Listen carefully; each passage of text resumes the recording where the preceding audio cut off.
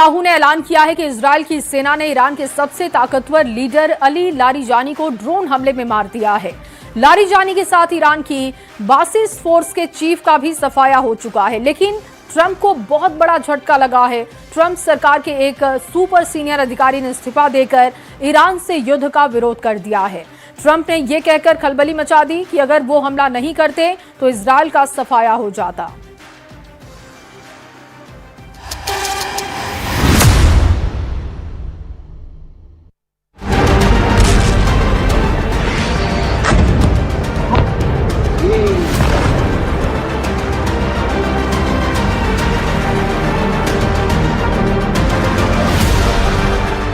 Israel कट्टर और खूंखार लड़ाका है।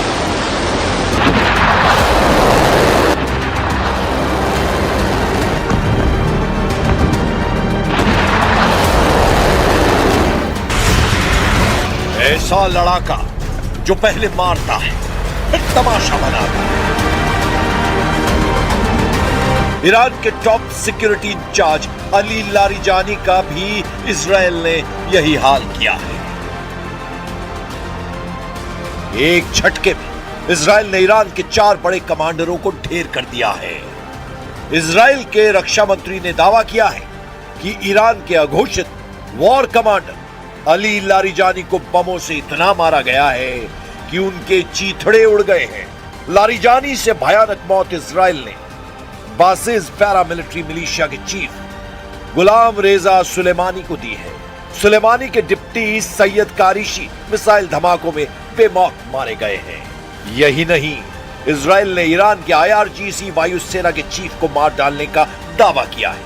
नेतन्याहू का अगला टारगेट अब IRGC के डिप्टी चीफ अहमद वहीदी है। הבוקר חיסלנו את עלי לאריג'אני. עלי לאריג'אני זה הבוס של משמרות המהפכה, שזה חבורת הגנגסטרים שמנהלת בפועל את איראן. אנחנו חיסלנו לצידו גם את מפקד הבסיס, זה העוזרים של הגנגסטרים, שהם מפיצים טרור ברחובות טהרן וערים אחרות של איראן נגד האוכלוסייה. גם שם אנחנו פועלים מהאוויר עם מטוסים של חיל האוויר, עם כטב"מים, וגם שם פועלים. אנחנו מערערים את המשטר הזה, בתקווה לתת לעם האיראני הזדמנות לסלק אותו. नेतन्याहू भड़के हुए हैं। ईरान ने जब से उनकी मौत का हवा बनाया है, बीबी का दिमाग गर्म हो गया है। उन्होंने ईरान के उन सभी लीडरों को खल्लास करने के ऑर्डर दे दिए हैं जो बयानबाजी कर रहे हैं, क्योंकि ईरान की बयानबाजी से ट्रंप बौखला गए हैं। ट्रंप हॉर्मुज स्ट्रेट पर ईरान के बैरिकेडिंग नहीं तोड़ पाने से बेचैन हो गए। ट्रंप ने अमेरिका के दोस्त देशों से हॉर्मुज में साथ आने की अपील तक की है, लेकिन उन्हें न यूरोप भाप दे रहा है, न ही चीन जैसे देश ने कोई वादा किया है, जिससे ट्रंप का जल्द युद्ध जीत लेने का प्लान फ्लॉप हो गया है। जिसके बाद ट्रंप ने ईरान पर हमले का नया बहाना बनाना शुरू कर दिया है। ट्रंप ने कहा है कि ईरान एटम बम से हमला कर इजराइल को खत्म करने वाला था, इसीलिए अमेरिका ने उस पर हमला किया है। Knock out Israel with their nuclear weapon, but after we knocked out their nuclear potential weapon, they started building missiles, thousands and thousands of missiles.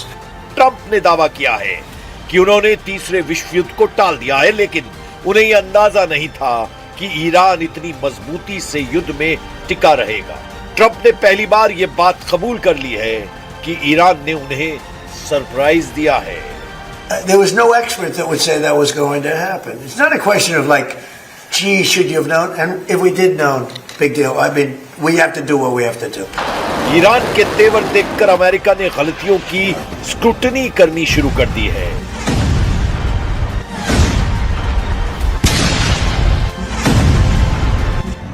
Trump ने अब खुफिया रिपोर्ट के भरोसे रहना बंद कर दिया है।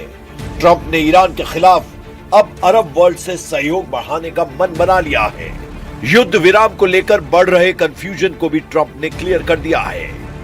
ट्रंप ने जितनी बार भी सीज फायर का दावा किया, ईरान ने उसे गलत साबित कर दिया है।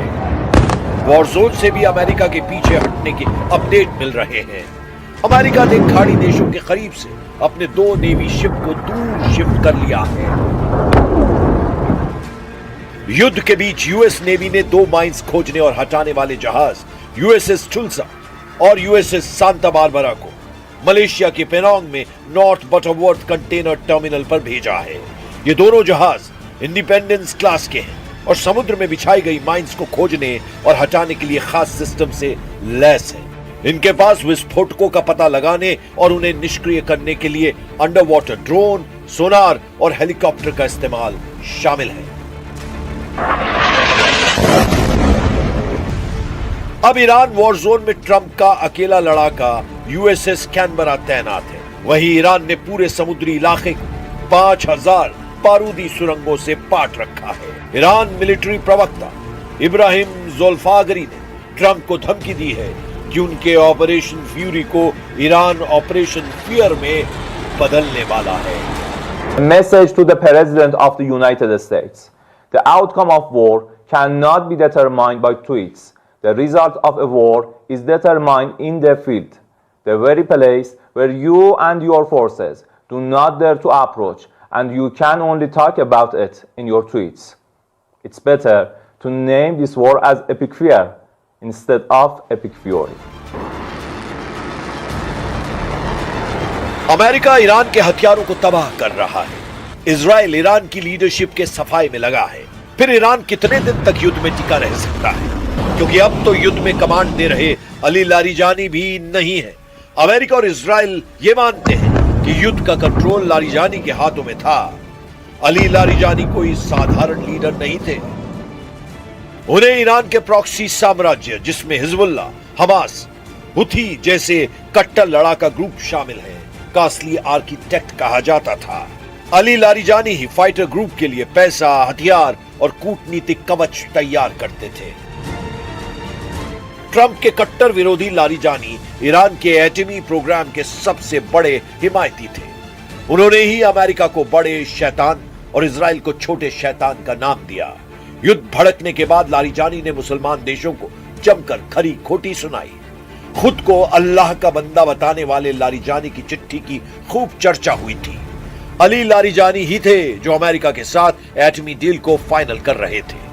अली लारिजानी ही थे जिन्होंने खाड़ी देशों में अमेरिका का साथ देने वालों को मिसाइलों से दहलाने के ऑर्डर दिए। लारिजानी के जाने के बाद ईरान का अगला वॉर कमांडर अहमद वहीदी के बनने के चांस सबसे ज्यादा है। हालांकि ट्रंप आर्मी की कोशिश है कि नए कमांडर के ऐलान से पहले ही जंग खत्म कर दी जाए। अमेरिका इजराइल ने पहले फेज के हमलों में ईरान के एयर डिफेंस, उसके कमांड और कंट्रोल को खत्म कर दिया है। पहले राउंड में ईरान के मिसाइल और ड्रोन लॉन्च इंफ्रास्ट्रक्चर को कमजोर कर दिया गया है। अमेरिका और इजराइल के हमलों का दूसरा फेज अभी चल रहा है।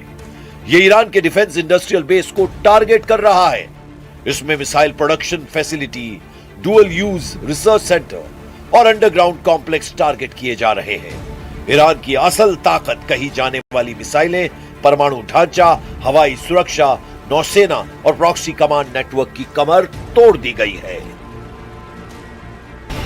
सुपर पावर का कैलकुलेशन बता रहा है कि ईरान का मनोबल टूट रहा है, लेकिन ईरान के जंगबाजों का जुनून कायम है। ईरान के सुप्रीम लीडर मुज्तबा खामनेई युद्ध से पीछे हटने को तैयार नहीं। लारिजानी की मौत की खबर आने के बाद मुज्तबा खामनेई ने ट्रंप के सीज फायर ऑफर को ठुकराकर जतला दिया है कि यह युद्ध ईरान आखिरी सांस तक लड़ेगा।